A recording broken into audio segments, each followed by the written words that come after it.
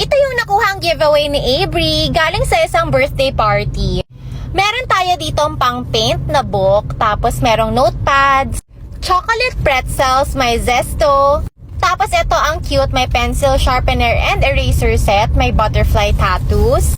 And may mga sweets na kasama, ang cute din ng mismong lagayan. Tapos ito nga pala yung balloon ni Avery from National Bookstore. Yes, nagiging pakpak yan. Nagsabay na nga rin ako nitong dalawang wacky worms. Pati na rin tong search and find na activity book. Ang cute nito, as in hahanapin mo dyan kung ano hinahanap niya. Ayun nga, pang search nga.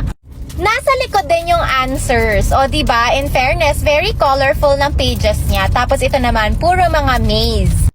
Sino ba namang bata yung hindi mag-e-enjoy dito? Meron din pala kami itong farm dominoes na panalunan din to ni Avery as prize. So ayan, tinitingnan ko nga kung paano siyang laruin. Hindi ko